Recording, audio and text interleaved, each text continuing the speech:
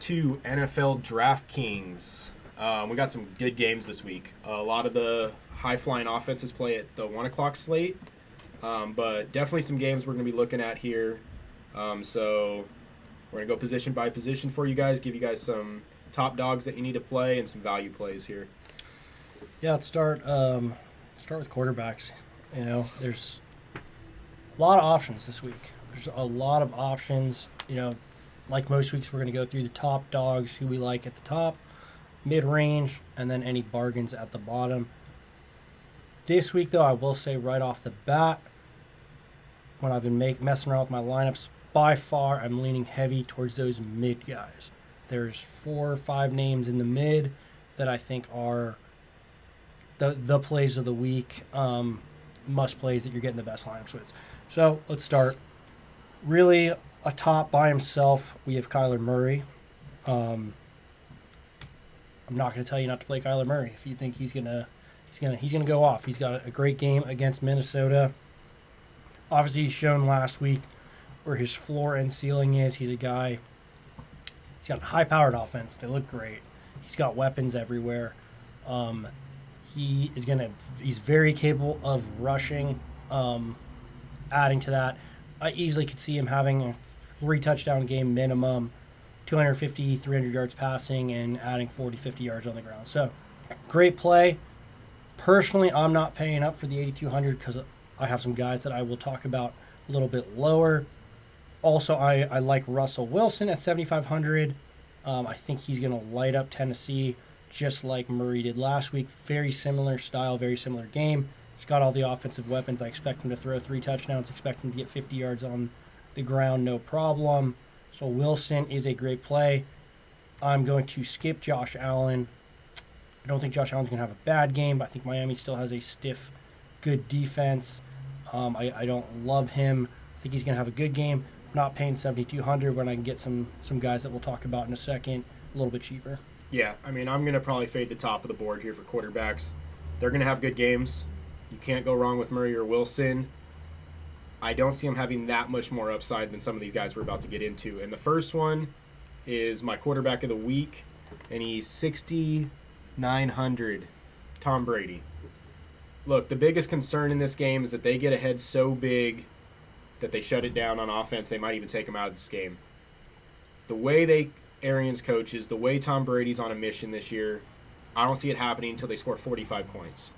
I got this guy for 4 touchdowns minimum in this game. He doesn't have any rushing upside, but he is a very safe play. Atlanta's defense can't stop this guy. I'm loading up Tom Brady a lot. There's only 2 other guys that I'm really even considering this week, and they play in the same game. We'll get into them next. But Tom Brady, for me, is the play of the week at quarterback. Safest matchup. The guy's got all the weapons in the world. I see this going his way this week. Yeah, I love the Tom play. Similar to what Corey said here. Worst case scenario, I see Tampa Bay scoring 31 to 35 points minimum. That's minimum. Even if it's a blowout in that scenario, Tom is going to score well. So maybe you have a little bit more upside on the guys we're about to talk about, which is Dak and Herbert, because you have a competitive shootout that keeps going. But if you're talking about ceiling plus floor, nobody's safer than Tom Brady. There's no way he's throwing less than 300 yards and 3 touchdowns. Could be the top scoring quarterback of the day. Tom's a great play. Let's move right on to the big game of the week. I think everybody knows. It's the Chargers versus the Cowboys. Everybody knows about the Cowboys. Has one of the worst defenses in the league, really, from a secondary standpoint, from a scoring standpoint. But you got Dak Prescott throwing the ball 50 times. Doesn't seem like he can be stopped either way. So, makes for excellent fantasy options. You got a defense that's going to be constantly scored on, and you got Dak who's going to constantly be scoring, and there's no reason to stop. Do love these plays. I love these stacks. Definitely think they're great for tournaments. Be aware, Herbert and Prescott are going to be highly played. It's kind of why we like the Tom play. We think it's a little bit differentiated from everyone else. And there is some risk that, both of these teams, both Herbert and Dak, they threw the ball probably more times than they want to in a regular game. Mm-hmm. Maybe both teams try to establish the run, slow things down. Definitely has no chance of being a low-scoring game. Maybe not quite the shootout we think, but you can't really go wrong. We like Dak Prescott and Justin Herbert there. Those are definitely solid plays, and one of the reasons 95% of my lineups I'm going with either Tom, Prescott, or Herbert. Yep. I'm right in that middle range. We're talking 6,700 to 6,900. That's kind of the sweet spot for me. Not that there's not other options, but those are interesting there. Let's talk about a guy who I expect to have a good game, but I think he's going to be a little bit overplayed. It's Jalen Hurts at 6,500. I like Hurts. I think they're going to score a lot. I think the San Francisco game is going to be competitive.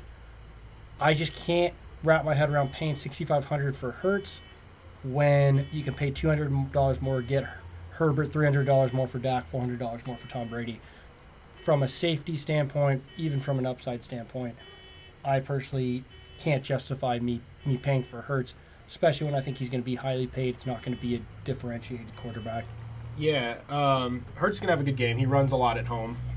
49ers defense didn't look great against Detroit, even though they had a dominating lead till the final 2 minutes. But yeah, I mean, again, it gets down to upside and the floor. He's got a good floor. I don't see the upside as the Herberts, the Daks, and the Tom Bradys. So yeah, I'll probably sprinkle in some Hurts and one other one that I'll definitely sprinkle in a little bit of, and that is Matthew Stafford. Yep. The Colts defense is not good in the secondary. This guy was in complete control against Chicago last week. Another guy that's got all the weapons in the world. I think he'll be lowly owned and might be a sneaky play. So to put a little stack, maybe him, Kupp, Higbee, something like that I'll be looking at. But Stafford's a sneaky play down there at the bottom. I like Stafford. I like their offense a lot this week. You know, he's extremely efficient. Rams look like they figured it out. I, too, will be playing a little bit of him. I like him more than I like Hurts. However, with that being said, I'm still going to say most lineups I end up finding myself pay up for the Herbert, Dak, or Tom, but he's a great deal. Let's go down. Again, I only have a few lineups with the cheap quarterbacks because of the value I feel like we're getting in the mid-range. For me personally, I've been talking about this guy all week from a matchup standpoint and even a stacking standpoint. I'm going to go with Teddy Bridgewater at 5,400. He's playing Jacksonville. Not only do I think, I think Teddy Bridgewater is a little underrated in general. I think he's a guy who gets the job done. Got a little bit of potential with his feet. Not a lot, but, easily rush for 20, 25, 30 yards. Add a couple points there. They also have a good defense that sets them up in good positions. And he's going to score some touchdowns. He's safe. He's going to get over 20 points. He's going to feed Noah Fant. Hopefully Courtland Sutton can have some bounce-back game here. But he's going to get it done. He has some weapons there. He's a smart quarterback. He's an efficient quarterback. And then on top of that, that's in a normal game. Now let's bring up the obvious thing here. They're playing Jacksonville. They're playing the worst defense in the league. They're playing a defense that's going to get lit up every week. Probably going to have turnovers that put Bridgewater in a position to score easier. I like Teddy. I think he's safe at 5,400 to make value for sure. The question is, can you play with that $1,000 or $1,500 difference? Does it make a big enough difference in your skill players to make up for the big boom potential of those middle guys? Personally, I don't think it does. But if you disagree with me, he's a great play. He could probably get you 20 points. And if you think that $1,500 can get you better receivers and running backs, go for it. Yeah, and one thing to point out real quick, I know we might have some weather concerns down there this week, and that applies to Tom Brady as well. So if a big storm comes in there in Jacksonville, Tampa Bay, I will definitely be switching over to more Dak, Herbert. If weather's not a concern, Teddy Bridgewater is as safe as it gets against Jacksonville. Yep. The guy's going to throw the ball. He's got receivers. If you're going to play him, definitely take a look at like a Tim Patrick in the red zone. The guy scores. I won't be playing too much Teddy Bridgewater. I'm going to be living on those three quarterbacks we already talked about. I wasn't able to get enough extra value out of that $1,500 to make it worth it. Quarterbacks is pretty straightforward this week for me. There's three guys I'm going to be playing. There's two guys you can pay up for. If you feel like you can put a good lineup together with those top two guys, definitely do it. If you want to save the extra money because there's not as many great bargain deals this week, especially at running back, save a couple, $1,500, get one of those quarterbacks we talked about. Yep. All right, let's move on to running backs now. Okay, running backs is an interesting spot because usually, I'm the guy that at least pays up for one running back, especially even in a mid-tier range. I'm usually that guy. I will go out and say this week I'm going on the bargain bin for running backs. I'm going cheap. I like their potential, and I like to get a piece of these high-scoring games. I like to get a piece of their receivers, so that's where I'm spending my money. But let's talk about the big dogs, see what we have. So let's go top tier. Let's go 8,000 up to Christian McCaffrey, who's at 9,900. McCaffrey's obviously an incredible player. We talked about him last week. He's a pass for me this week. Yeah. He's got a tough matchup. He's playing New Orleans, who just completely shut down the Packers. Even if they're not going to play that well on defense, they have a great run defense. They just have a great defense in general.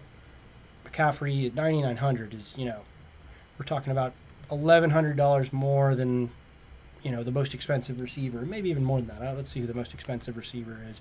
8,000. So you're talking about $2,000. $2,000 more than the most expensive receiver. I can't justify paying that. I'm going to pass. Let's talk about a guy I do like. The only guy I like in that 8,000 to 9,900 range is going to be Kamara. Same game. Like his potential, very, McCaffrey-esque in terms of I think he's going to have 6 or 7 catches. I think he's going to really control the tempo on the ground. I think they're going to run the ball a lot. I think Kamara's going to have a very strong game, definitely going to score over 20 points. He's the only guy I consider playing in that range. I'm not going to play Henry. I'm not going to play Dalvin Cook. I'm not going to play McCaffrey. I think they have tough matchups, and I don't think they justify their value. Kamara's my only play. Even with Kamara, personally, I don't think he makes value for that price comparatively to what I can get elsewhere. Yeah, and real quick into making value. If you're playing a tournament on DraftKings, your goal should be 200 points. Okay, so you have $50,000 to spend. You need 200. So you need 4 points per 1,000 on any player that you're going to put in your lineup. That's the goal. Obviously, 9 out of 10 times you're not getting there. But if you're really trying to win a tournament, we're not talking cash play here. Talking about first place in a tournament. First place in a tournament, you need 200 points. Now, if you're in the big $1 million tournament, it's probably going to be 220. If you're playing a single entry, it could be 190. But put your mind around 200. So when we're talking value, I look at Christian McCaffrey at $10,000 basically. To make value is 40 points. That's absurd. In a tough matchup, he's not getting you that. So McCaffrey, to me, has bust written all over him here in this matchup. And by bust, I mean he could score 22, 24 points, and that doesn't deem $10,000. Tough matchups all across the top. I won't... Even the Kamara in that same game, I kind of see that game being 21-17, not super explosive on either side, a lot of dead drives, a lot of punts. I'm not paying up $8,800 for Kamara, even though, he's got explosion, he catches enough passes, and he's the focal point of that offense. The top dogs are fade for me this week at running back. All right, let's go into the mid-tier. A little bit of a range here. Let's go with the 6,000 and up, and basically it goes up to Nick Chubb, who's kind of in a little league of his own. He's a tier above the middle guys as far as price, but he's below the top dogs. Comes in at 7,800. There's some interesting guys here. Again, personally, I've already told you my strategy. I'm going cheap, but there's some guys here. Let's start with Chubb, the most expensive guy, 7,800. Chubb is a guy that could absolutely go off this week, but there are some concerns. First off, he's got a great matchup. Second off, it's one of the most talented running backs in the league. Third off, they got one of the best offensive lines. So, a lot going for him. He's facing Houston, who they should be able to run all over and beat up and have a lead and want to run the ball. In a lot of ways, it's a perfect matchup for him. Where I get worried about Chubb is the time split, especially in a game if you're up by 21 points, up by 14 points. Do you play more Kareem Hunt or even a third-string guy because you have no need to basically risk your star player getting injured? So do I think Chubb has a good game? I absolutely do. Do I think he has the potential to have a 150 yards, 2+ touchdown game? I do think he has that potential. The problem is I think he has a lot of bust potential as well, in the sense that he has a good game. He has 90, 100 yards rushing, maybe one touchdown, maybe no touchdowns. Kareem Hunt gets a touchdown or two, and they're up by so much that, it's a 50-50 timeshare. So, like Chubb, but I don't think I can justify paying him at 7,800. Other guys in this range that stick out to me, I like Eckler a lot at 7,300. First off, we have a matchup that's going to be one of the highest scoring games of the week. Second off, at 7,300, you have a guy that has the same boom potential as a Christian McCaffrey. You have a guy that even, forget about the 0 targets last week. It was an aberration. It's not going to be the norm. This is a guy who could get 7, 8, 9 catches in a game, especially a fast-paced, high-scoring game. He can get touchdowns. He can get rushing yards. I don't know. I think people are worried about him because of what happened last week. I don't think he's going to be highly played. He's my little sleeper at 7,300. If I'm paying for a mid-tier guy, he is the guy I'm going for. Last one I'll touch on, risk reward here. Zeke, same game, high-scoring game, lots of points being scored. You can actually get him all the way at 6,200. We all know about the talent that Zeke possesses. He can be involved in the pass game. He has a lot in his career, and he's got to be able to get a touchdown or two in if they score 35, 40 points. So Yeah. those are the guys I'm touching on the mid-tier. Corey, anything else that sticks out to you? Yeah, there's 2 guys in there that I'll be playing a decent amount of. Eckler, Elliott, great tournament plays. I don't trust them for cash either way. We're hoping Eckler's 100% from the hamstring injury. We don't know. Kellen Moore's calling the plays for Dallas. I don't trust that guy one bit with Zeke. Yep. The 2 guys that I'm looking at, though, and it's only when I can afford them, is Joe Mixon at 7,000 is an absolute workhorse. Yep. 29 carries in the first game, involved in the passing game. They're playing a Chicago defense that just got shredded by the Rams. I do think they're stout up front. He might have a little harder time finding some running lanes. But volume, Joe Mixon could definitely make value for you. And then the other one that I was not on board with when the week started, rewatch some tape. Najee Harris has one of the best matchups of the week. Now, this guy looked terrible week 1. Buffalo is very big, very stout up front. And he got hit in the backfield on almost, every carry. Yeah. When he didn't get hit in the backfield, though, he looked pretty good. In a game where I think that he sees 20, 25 touches against a Raiders defense that just got shredded by the Ravens on the ground, I'll be playing some Najee Harris. I'm not as high on him as some of these other guys, but if you're going to pay up for a running back at 6,300, I'll probably be going Najee Harris. Let's just super quickly, I'm going to touch on 2 guys that I wouldn't touch in this area. First one's going to be James Robinson. Yeah, the guy's not even the starting running back anymore. Everybody saw what happened last week. On top of that, they have one of the worst matchups in Denver. Yep. Don't need to say much more. Very overpriced. Next guy who I think could actually still score well, it's just a game script, and that's the reason I like his timeshare better, and we'll get to him in a second. It's going to be Jonathan Taylor. Yeah. Still going to score well, still is a good player. You're paying $7,200 for him in a game that 95% sure that they're going to be down. They're going to be passing more. I think you're going to see more Hines in this situation. I don't think he's going to get a lot of easy goal line touchdown situations because the Rams are a great defense. They also should be ahead. Taylor's a pass for me at 7,200. Obviously, I'm still playing him in season-long leagues if you have him on your team. I'm not saying he's going to have a bad game. From DraftKings perspective, I don't like his ceiling too much, and even his floor is not as high as it usually is in normal weeks. Yep.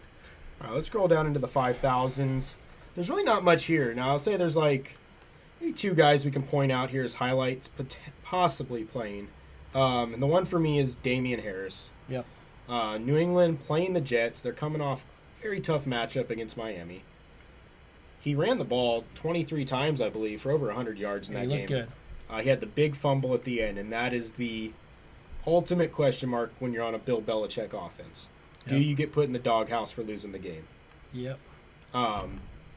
If he's not in the doghouse, and this guy's going to get every carry against the Jets, he could easily make value for you. He's a risk. I don't trust Belichick. Yeah. I mean, look, it goes back to us talking about you got to know your strategy for what kind of game you're playing. Cash 50-50s? Hell no, I'm not playing Harris. Way too much risk. Tournament style, Sure, there's upside, and accept the fact that he might be the reason that your lineup's out of the money. But that's if you're going for the big win, if you're going for it all, he carries a lot of upside at that price, with a lot of risk as well. Two other guys I want to point out in this 5,000 range that could just have a monster game, kind of pull aside. First off, I want to go with Kareem Hunt, and it was the same reason that you have so much risk with Chubb, but great matchup, great running room. And the question is who's going to get the touchdowns and who's going to get more carries. I have a lot more tolerance for risk when I'm spending $5,800 on it as opposed to the $7,800. So option there. He is limited in his overall ceiling because of the timeshare, but an interesting safe play there that I do like. Next, I'm going to have to point out a very high played guy. It's going to be Mitchell from San Francisco, Eli Mitchell. Obviously, the waiver wire darling of the week, had a great game, had 100 yards and a touchdown last week. Could be in a high-scoring game, has a high over-under in the Philadelphia game. Look, if he's the top guy, if he's going to get 25 carries, he's going to score well. He could hurt us here. I think he's going to be extremely highly played. He does come with a lot of risk with Trey Sermon, how the ball is going to be split. Shanahan is no better than Belichick when it comes to uncertainty with the running back. The one thing I will say is he has running back success. The running backs do well, whoever gets those touches that day. So I have to point out at 5,000 there is some value there, and you have to just be aware of his play percentage. You need to make a decision on him one way or the other because he's going to be highly played. So either you want to get in on that and don't get hurt by it, or you want to differentiate yourself and not have him there. And yeah, that's kind of my 5,000s. I was a little bit, I thought about Fournette a little bit because of the matchup. Ultimately, too much uncertainty with the timeshare, limited upside. I'm not going to touch him, but he was an interesting guy to talk about at 5,100. Yeah, I want to touch on Elijah Mitchell, and I know Matt's not fully on board with me here. Elijah Mitchell is the bust of the week, and he will be played at 40%. We'll see. This guy I see running the ball 14 times for 50 yards against that Philly defense. No touchdowns. Trey Sermon's going to mix in. Report came out that he was kind of in the doghouse. That's why he got scratched week 1. He has worked his ass off this week at practice, is the report out of San Francisco. I see that guy getting in the mix and touches. Also want to point out, Mitchell runs no routes. Yeah. You have no catching upside with this guy. Look, I'm going to absolutely get destroyed if this guy goes off. I'm going to have none of him, and everybody's going to have him. But if you want to, I'm going to differentiate myself in the tournament here. I don't see that guy making value, and I'm just going to have my fingers crossed that I'm right on this one. Yeah, look, I'm not quite to the extreme of Corey, but I do think you could take advantage of it because you can be so highly played there. He comes with a lot of risk, and if you don't have him on your lineup and he just has a pedestrian day, you gain a huge advantage, especially that some of these guys we're about to cover in the 4,000s we feel like has the upside, so you're not missing. It's not like you have to go pay for an expensive player or missing out somewhere else. We have some other options for you for cheap. I'm not as gung-ho as Corey. I will be playing some Mitchell just in case. I do like the idea of a San Francisco running back, and if he gets the carries, but there's a lot of risk. I'm not all on board that as well.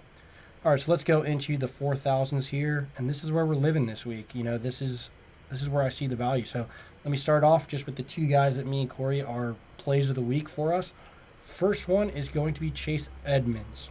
First off, he's $4,900, way too cheap, considering he really is the starting running back in Arizona. I know the carries split is different, and Connor's kind of the between the tackles, slower guy, but the way that Arizona runs their offense, with Murray, with the speed, with the unique play calling, Edmonds is their guy. He is their lead running back. I think he was a much more efficient runner, and when he had the ball, he was much more efficient than Connor. I think they're going to find more ways to use him.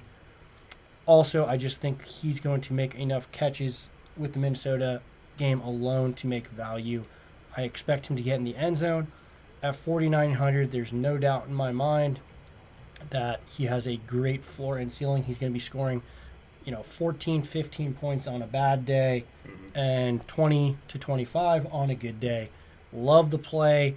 at 4,800 or 4,900. Very rare that you can get a guy that has such a high floor and such a high ceiling when you're in that 4,000 range. So that's my first one. Next one that me and Corey were big on, very similar style, a little bit different timeshare, but it's going to be Hines, Nyheim Hines for Indianapolis. And I've already touched on this when I was talking about Jonathan Taylor as my bust. This is more of a game flow. First off, he was already very involved. We already liked him because we know he got paid this offseason. We like his involvement in the offense. This is going to be a game that they are losing. A lot of their receivers are questionable this week.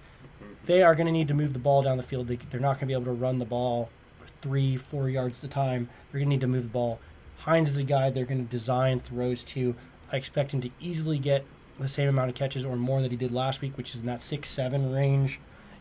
If he gains 40 to 50 yards on his catches alone, he's already, in the value area. If he gets a touchdown, gets some rushing yards, another guy with a very safe floor and a high ceiling. I don't think his ceiling is quite as high as Edmonds personally, because I don't think the offense is going to score as much. Very safe floor, and you can get him at 4,700. Yeah, and I want to point out, he also had 9 carries in their first game. Yeah, it wasn't just the catching. And in that same game, Taylor had 6 catches as well as Hines. So I really think we're seeing Carson Wentz kind of just fill into that Phillip Rivers role of, I want to dump off to these backs because I don't have the offensive line to protect me. Exactly. The Rams will be in that backfield with Aaron Donald and these guys off the edge. I see Hines getting 8 catches. His floor for me is about 14 points this week, and he has the upside of about 20. At $4,700 in a game, you're going to be losing bad. I'll take the pass catching back all day long. Yep. And then I just want to touch on the carries with Edmonds and Connor. It got skewed in that game. So if you're just looking at the stats, take into consideration that before it was a blowout, Chase Edmonds was dominating the touches. Yep. And then they let Connor kind of run out the fourth quarter because they had blown out Tennessee. Yeah. Edmonds is their guy. I don't know why he's so cheap on this. And even from let's not even talk about just catches. Let's just look at the actual, his ability as a rusher.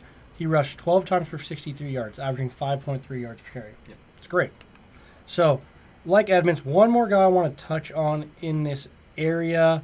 I'm undecided about how I like him or not. It's going to be Kenyon Drake at 4,900. Reason being, I'm sure everyone's following. News just came out that Josh Jacobs is out for the Raiders officially. Right as soon as that news came out, when everyone was jumping on Kenyon Drake, what does John Gruden do? He goes and talks about Peyton Barber. So there's some uncertainty there. If you think Kenyon Drake's going to get more carries and be more involved in the passing game, he's worth a look at 4,900. Doesn't change the matchup. He's playing Pittsburgh. It's a very tough game for them. I put him a little bit higher on my board because of that. But with the 2 guys we just mentioned in that price range, I don't think he's worth it.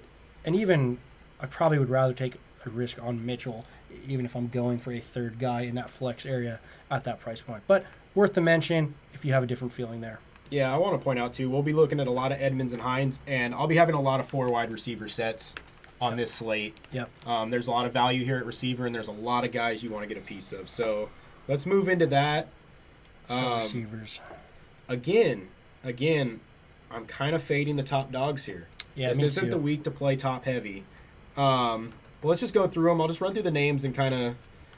Hopkins could definitely go off. Great matchup. Hopkins at 8,000 is a great matchup, great player.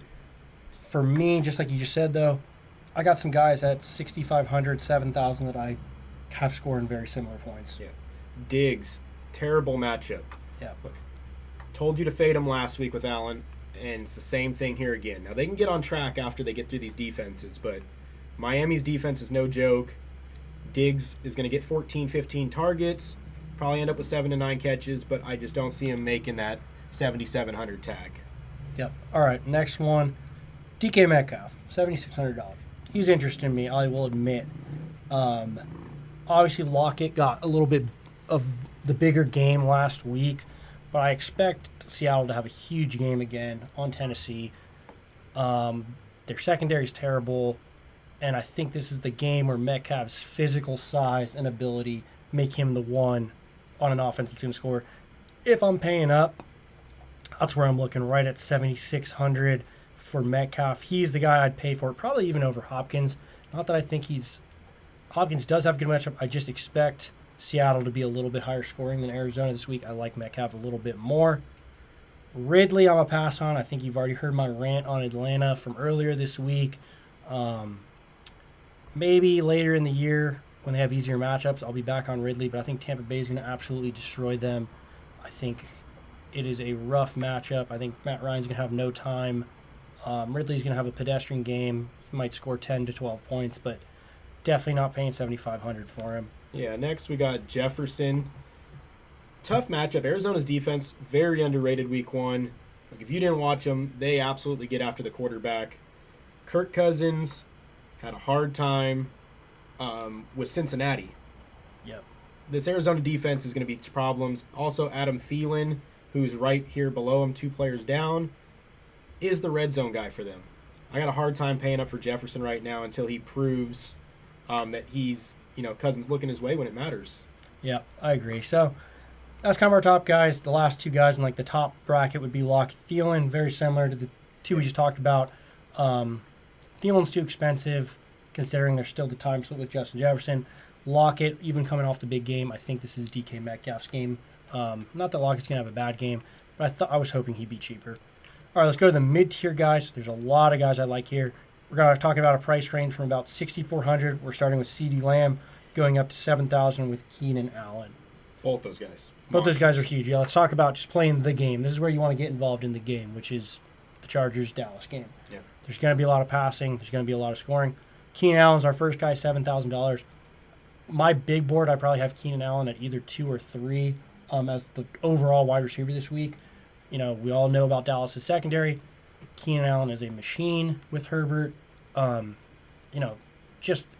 can't stress this enough, but it's so valuable to have that floor and ceiling, and I'm only paying $7,000 as opposed to $8,000, $9,000, even $10,000 in the McCaffrey case. So you have a guy that worst case scenario is going to score you 17 points probably in a game like this. If he gets in the end zone once or twice, you're talking about a guy that could have a 30-point outing. Love the floor, love the ceiling. Keenan Allen's a must play for me. Yeah. We're rolling out Keenan Allen. Look, also, you want to talk about where the Dallas Cowboys get beat. Slot receivers, man. The Cowboys between the hashes can't guard anybody. Slot receivers and tight ends eat them alive. They actually do a decent job on the outside.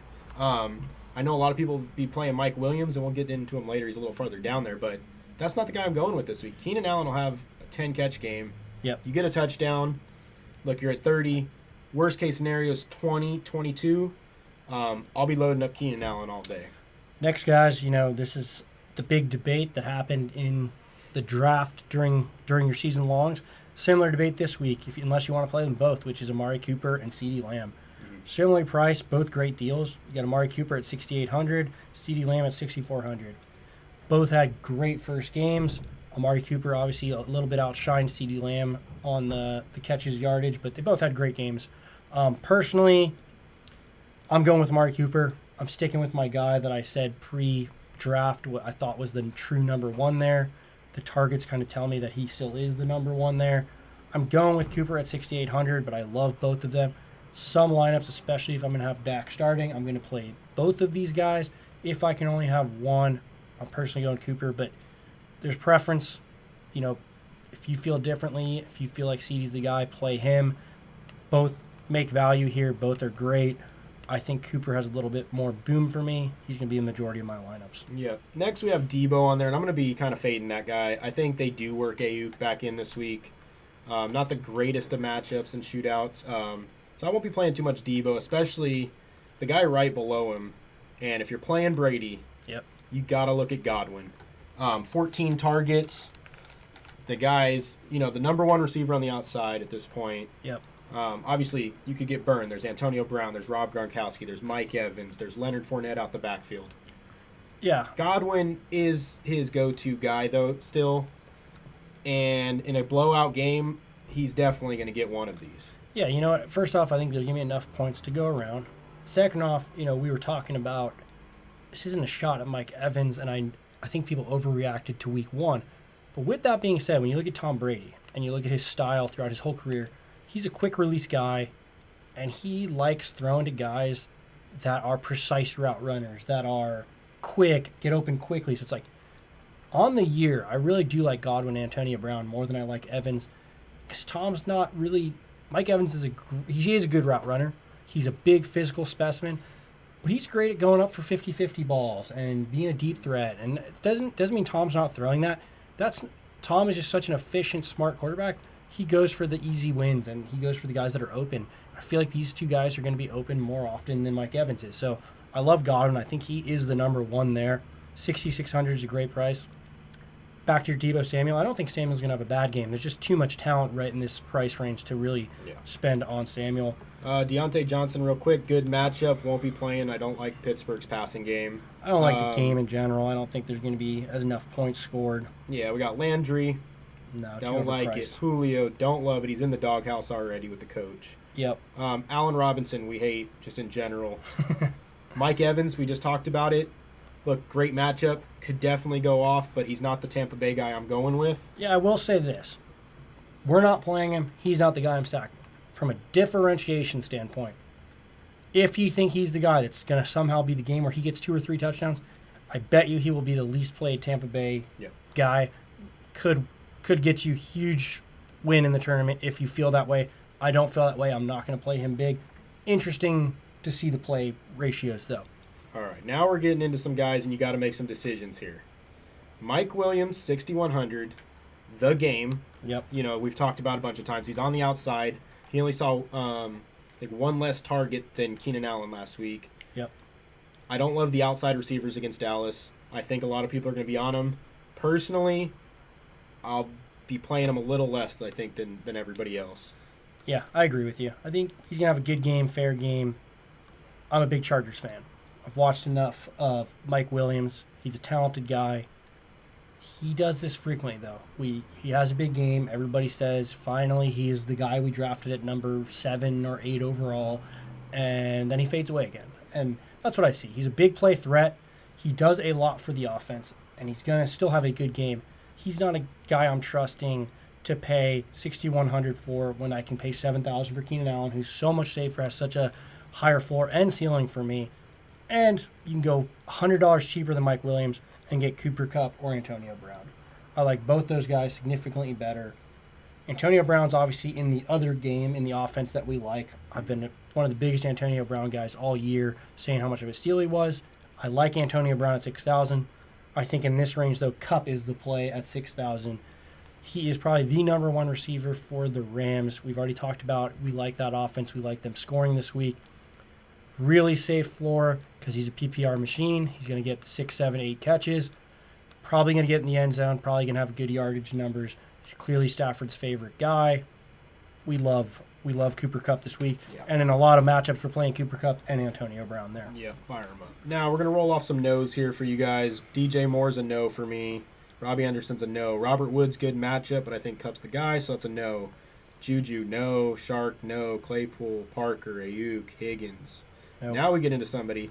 I do like Devontae Smith here. Yeah, we're on a cheap run. We're hitting at 5,400 right now. So Devontae Smith, 5,400. Much tougher matchup against the Niners than they had against Atlanta week 1. But he's got some chemistry with Hurts. Has, big play potential at all times. I do like some Devontae Smith right there at 5,400 for me. And, we didn't get to see all of Smith last week because of the lopsided aspect of the game. So in one sense, he has a harder matchup. In another sense, he's going to be in a more competitive game, which means they're going to go to him all game for all 4 quarters. So I do like Devontae Smith a lot at 5,400. We just have so many receivers we like in that mid-range. I've been having some trouble getting him in the lineup, but I'm trying to get him in wherever I can. Okay, next guy that you and me are both pretty high on is the other rookie. That's going to be Jamar Chase at $5,000. You know what? I'll admit, preseason I said, some of these rookies are getting a little bit too much love. You got to see it play out, but the 2 that we just talked about, they look for real. Jamar Chase already looks like he's probably the number 1 on Cincinnati. He's definitely the deep ball threat. Definitely looks like the guy who's getting the most separation, has that connection with Burrow. I like him and I like the matchup. Chicago gave the most air yards, deep passes up to the Rams. Now, granted, how much of that was the Rams and Stafford, and how much of that is their defense? But the Chicago defense in general is not that scary defense that it used to be. I like Burrow to hit Chase a few times. Not a must play for me, but great value play at the price. Yeah, I found myself a lot of times where I had $5,000 left. And honestly, straight up, if I had to choose between the two, Jamar Chase over Elijah Mitchell for me. So Chicago cannot stop deep receivers. Yeah. These Ram receivers were open by 10 yards. And it wasn't some magical play calling that was happening. These guys were running go routes, and nobody was covering them. Jamar Chase will catch a bomb in this game and make value for you. And that's about it for me. I'm not in love with anyone too cheap. And granted, I haven't had to go that low because I saved a lot of money on my running backs. Yep. I know that the Denver receiving core is getting some love. The Tim Patrick at 4,600, things like that. Don't hate him. But again, we've already talked about guys that are 5,000 or 5,400 that I think are much better upside. Yeah. The one I saw that is intriguing on a tournament play, if you're going to stack it, it's 3,100 for Cedric Wilson. Yeah. He'll be stepping in for Gallup on that Dallas offense. He got some targets week 1 after he left. He is you throwing a dart, though. There's nothing safe about this play. There's nothing that says Dak, after a full week of practice, knowing this, doesn't just load up to Cooper and Lamb even more. That's what I think is going to happen. I see the logic there. I see the play. I think you're just going to get 5 more targets or 6 more targets split between Cooper and CD. All right, moving on to tight ends. And there's a handful of guys, and that's about it this week. All right, let's start with the top 2. They're kind of in a tier of their own. You got Kittle at 6,400, Waller at 7,600. Obviously, Waller last week was an absolute animal. 19 targets, incredible game. Kittle was a bit of a disappointment. Granted, it was game flow. They destroyed Detroit. They destroyed Detroit. Deebo Samuel got all the air yards, had a monster game, and then their rushing was crushing. So I'm not reading too much into Kittle. Honestly, out of the two, especially for the price, I think I would pay for Kittle over Waller this week. I think Pittsburgh's a really tough matchup, and they're going to make it hard on Waller. I also think we just got a bad game flow for Kittle, so people kind of forgot about how talented this guy is. I think they're going to be in a much more competitive, high-scoring game with Philadelphia. Don't mind Kittle at 6,400. But with that being said, I think there's more value below, so I'm probably not paying up for either of those guys. Yeah, Kittle if you're going to play one of them, but again, there's some value later, and I didn't have enough money to get up to Kittle too often, so... Okay, let's go. Kyle Pitts is out for me. Kyle Pitts is out. Gronk is very interesting at 4,700. Yeah. I've played a lot of Gronk, especially on the lineups where I am playing Tom Brady. I don't think it was a fluke. Maybe the 2 touchdowns was a fluke, but I think Gronk is kind of back to old Gronk in terms of being involved in this offense. There's nothing fluky about 8 targets and 8 catches. He really is a part of the offense. So I like Gronk at 4,700. I think he has a safe floor. I think he's going to go 4 or 5 for 50, worst case scenario. I think he has the potential to have a game like he had last time. So I like Gronk at 4,700. Does carry some risk. But I like him there. Yeah, I was hoping Zach Ertz was going to get rolled out and Dallas Goedert could have got some looks, but Ertz is going to play, so that's a tough one to call. So now we've got 3 guys here kind of next to each other, a couple $100 difference here, and it's personal preference. They all have good scenarios, good matchups, good upside, and low and high floors. So personal preference here, but we've got Noah Fant playing Jacksonville. 4,200. At 4,100, you have Tyler Higbee. And then at 3,900, we have Jared Cook against Dallas. All great options. First off, you're really saving money at tight end. They're cheap. It makes it tough to go pay for Kittle when you have guys like this. So the thing I like about all of them, first off, it's the targets and receptions. So we're not talking about the old I pick up a tight end off the waiver and I'm hoping for a touchdown-dependent guy. These guys are involved in the offense, get targets, get catches, have the upside where if they're targeted in the end zone, they can have those big games. You know what? I've gone back and forth. Originally, when I was looking at my lineups for this week, my guy, if I wasn't paying up, was Higbee. I was all on Higbee. I loved his targets. I loved his involvement with the Rams, and I think he's a talented receiver. Still like him. Jared Cook, obviously, is in the matchup of the game. Dallas struggles. I personally think, though, after a lot of thought, my guy is Noah Fant at that price. The reason is Denver's a little bit of a sleeper for me in general, and I really believe with Judy's injury, even with those other guys like we mentioned, Patrick and Sutton, I think Noah Fant's the number one receiving option on Denver, and I think they have such an easy matchup with Jacksonville that I think Noah Fant is my play at that price, even though I like all of those guys.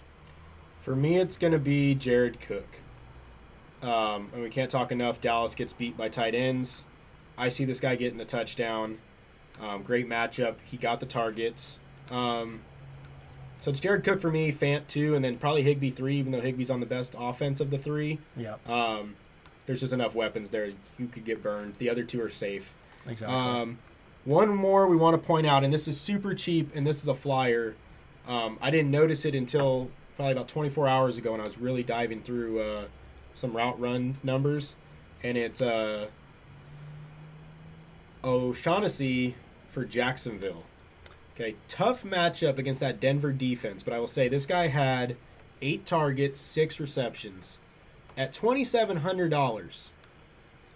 It's Yeah. hard to see this guy not making value in a game where they're going to have to dump off and play from behind again. Yep. Yeah, so he scored 10.8, had 6 for 48. Great play, especially if you are having trouble budgeting and getting money. Great money saver. The only thing I will say about him, good game script, but a little bit limited upside just because I think they're not going to score as many points as some of the other games we're talking about. Probably not as likely to get a 20-point game or a 25-point game. Very tough for me to imagine he does that. But from a pure value standpoint, not hard at all for me to imagine he gets his 10, 11, 12 points, which makes value because of how cheap he is. So just preference on how you set up the rest of your lineup. Make sure you look at, if you're playing him instead of a tight end, what are you gaining and is it worth it? But an interesting play that we are willing to play kind of at that low end. All right, defenses. Now, again, we will stress this matters. Yeah. Okay, we've got 2 defenses, and we did really well last week with. Yeah, we did. We had Denver's D, who didn't create the havoc we thought they were going to create, but they dominated that Giants We're offense. safe. Yep. And then we loaded up on the 49ers, and they had the pick 6. Yeah. So this week, there's a couple good options at the top, and then we've got a play for you right in the middle, and we think that's where you're going to end up. So up top, let's just real quickly, I mean, these are no-brainers. The Rams' defense is legit. They're going to get after Carson Wentz. Tampa Bay's defense, also legit. Going to eat up Matt Ryan. But you're going to pay a premium for those 2. Yeah. And look, I like the Rams D, and I like the Rams D a lot in real life. For me this week, I like the Bucks D. If I'm paying up, I'm playing the Bucks D. You already know my feelings on Atlanta's offense and their offensive line and the support they're giving Matt Ryan. Matt Ryan's going to get crushed. There's going to be sacks. I don't think he's going to kind of surrender as much as he did last week with those checkdowns. I think he's going to try to gunsling, and that's going to create picks and even probably pick 6s in this game. If I'm paying up for the Buccaneers. And honestly, I even like the Broncos at Jacksonville a little bit more than I like the Rams, just for the reason that you have that rookie quarterback in Lawrence. I think he's much more likely to throw some interceptions. So at the top, I like the Buccaneers and the Broncos the most at 4,100 and 3,800. Yeah, 3,800 for the Broncos is a good price. They're going to get after Lawrence. They're going to be up. Lawrence is going to force the ball. Turnovers could happen, and Denver's definitely going to bring the blitzes. We can see a lot of sacks in that game. It's tough to pay up for these defenses this week, and we're going to go down to the one that we both love, and it's at $3,000. The Pittsburgh Steelers against the Las Vegas Raiders. Excuse me. Steelers might have the best defense in the league, straight up, from a talent standpoint, from a coaching standpoint, from just perfect combination of hard-nosed veterans and youthfulness. Great defense. You know, we are not sold on the Raiders and Derek Carr. We think, you know, more power to them. They had a great game on Monday night, had that win over the Ravens, but they looked sloppy. I still think Carr has a lot to be desired and is easy pickings. And Steelers are just notorious for those slower games, especially if they can get their run established. It's going to be one of those slower, dragged-out games. Carr's going to have less opportunities and be forcing the ball a little bit more. Yeah. We love the Steelers. Probably our play of the week on defense because of their price at $3,000. Raiders' offensive line looked bad, and they were playing a shell of that Yeah. Ravens defense. Yep. Pittsburgh shut down a dynamic Buffalo offense and made it in Buffalo. They're home. Raiders are coming off a short week, traveling across country. Yep. I'm not buying the hype. I think Derek Carr gets crushed here. All right, I got two defenses. Just if you are maybe you have a difference of opinion on the Raiders offense, maybe you're a little bit higher on it, don't like the Steelers. I do love the Saints at 3,100. I think the Saints defense is for real. I do not believe in Darnold, even though I think McCaffrey does make those turnovers a little less likely because he always has such an option for the check down. It makes him a little less likely to gunsling. But with that said, I think New Orleans eats them up. Tough for me to play them with the Steelers at 3,000, but I do like the Saints play, especially if you think they're going to repeat that performance that they just had. And then the other one's going to be the Cardinals at 2,900 against Minnesota. I think the Cardinals defense is for real. A little bit of a tougher matchup, which makes me play them significantly less than the Steelers Saints. But I see them down there. It's a good option at 2,900. All right, guys, that's week 2 DraftKings. A lot of action in the 1 o'clock slate. Definitely going to be watching the early morning games, hoping a lot of people get played, and then we can capitalize late in the afternoon.